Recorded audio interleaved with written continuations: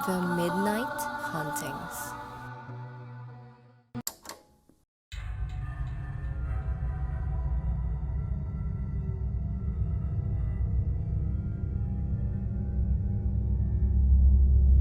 Magandang araw mga ka-midnight. Ako si Rex. Ang kwentong ito ay ipinadala ng isa nating tagapakinig. At ito ay tungkol sa isang lalaki na naging suki sa pagbili sa kanilang kakilalang magtataho. Kung saan may nakakakilabot na lihim at kababalaghan pala itong itinatago. Nangyari ang aking karanasan ilang taon na ang nakalipas.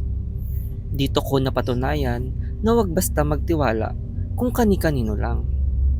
Dahil muntik nang mawala sa akin ang aking anak dahil lang sa isang masamang tao. Ako si Marvin at ito ang aking kwento. Tahimik ang pamumuhay ng aming pamilya ng ilang taon hanggang sa kinailangang magtrabaho ng aking asawa sa ibang bansa. Bilang isang ama, pinagsipagan kong punan ang presensya ng aking asawa para sa aming anak na si Benben. 6 na taon pa lang si Benben at saktong kakalipat lang din namin ng bahay simula ng mga ibang bansa ang aking asawa. Medyo nahirapan makisama sa ibang bata si Benben at laging nasa bahay lang.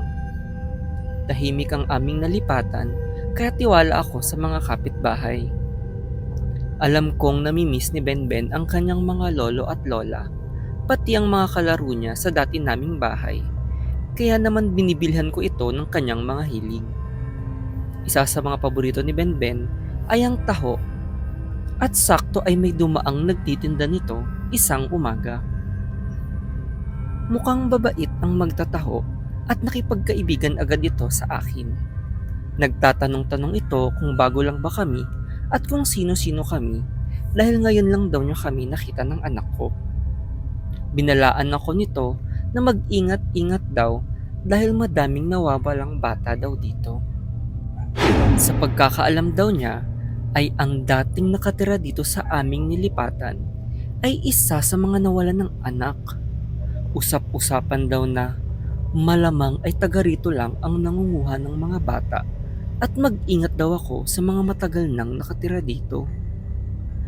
Nagpasalamat ako sa kanyang payo at sinabi niyang hindi siya gaanong dumadaan sa lugar na ito dahil sa mga bali-balita, pero masaya siyang magkaroon ng kakilala na alam niyang hindi masamang tao. Ikwinento ko ng kaunti ang aking buhay at natuwang magkaroon ng bagong kaibigan. Ilang araw ang mga nagdaan at pasulpot-sulpot ang magtatahong dumadaan sa aming kanto at lagi ko itong tinatawag. Lagi itong nakikipagkwentuhan sa akin at nagkukwento din ako sa kanya. Natutuwa din ako dahil masaya si Benben kapag dumadating siya. Pag naririnig ni Benben ang sigaw nito, ay nagmamadali itong salubungin para sa taho. Laging nakangiti si Benben at naging kakilala na din siya ng tindero. Magaling makisama kay Benben ang tindero kaya madaling naging komportable si Benben sa kanya. Isang araw ay kumatok ang isang kapitbahay namin na nagpakilalang si Aling Mirna. May kasama itong bata at sinasabi niyang nais daw makipaglaro ng kanyang apo kay Benben. Base sa mga kwento ng magtataho ay medyo nag-alangan ako ngunit pinayagan ko na lang. Naging madalas ang pakikipaglaro ni Benben sa bata at minsan ay sa bahay nila naglalaro ang aking anak.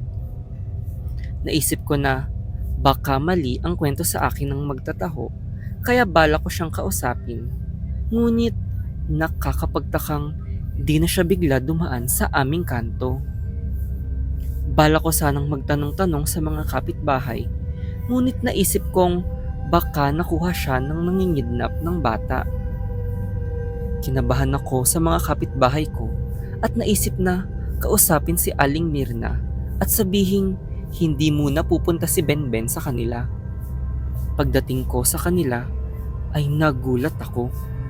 Maraming nakapaskil na litrato ng apo ni Aling Mirna sa tapat ng kanilang bahay. Iyak ng iyak ang matanda at kinalma ko siya. Umuwi akong natakot para kay Benben at para sa batang nawala. Ilang araw ang nakalipas nang may mabilitaan kaming kalunos-lunos. Natagpuan ang katawan ng bata na chop-chop sa mga basurahan. Sinasabing kinuha daw ang mga laman loob nito nung pinatay ito at malamang ay gawa ng isang sindikato.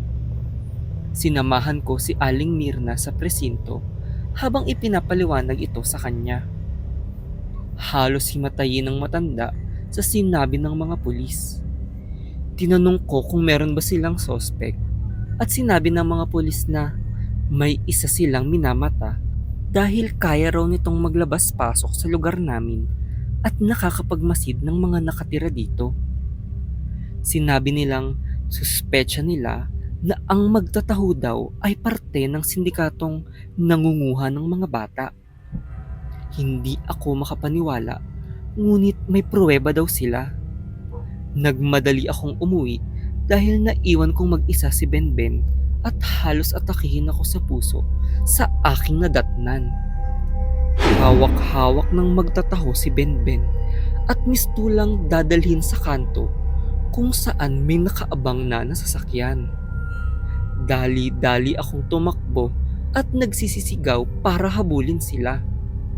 Sakto ay maraming nakarinig sa akin at agad na tumakas ang magtataho matapos bitawan si Benben. Nanginginig akong pumunta sa pulis para ikwento ang nangyari at saktong madami ang saksi sa nangyari. Malamang daw ay hindi na muli pupunta ang magtataho dahil nadiskubre na ang kanyang modus. Ilang araw ang makalipas ay nasugpo ng mga pulis ang sindikato. Nahanap ang kuta nila sa isang abandonadong building. Ginagamit daw nito ang mga timba ng taho para itago ang mga laman loob para ibenta sa black market.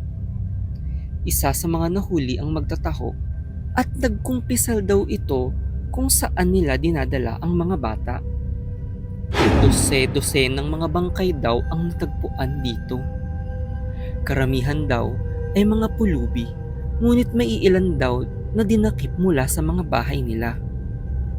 Ibinalita ng mga pulis sa mga magulang ng nawawalang mga bata na natagpuan na ang mga katawan nito.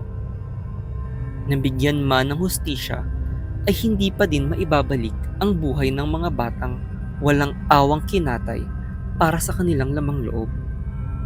Hindi ko sinasabing masasama ang mga nagtitinda ng taho. Sadyang iba lang ang aking naging karanasan. Nagtiwala agad ako sa hindi ko kakilala ng basta-basta. Mapulutan niyo sana ng aral ang aking kwento at maging maingat sa mga tao na baka may masamang balak tulad ng aking kakilalang tindero ng taho.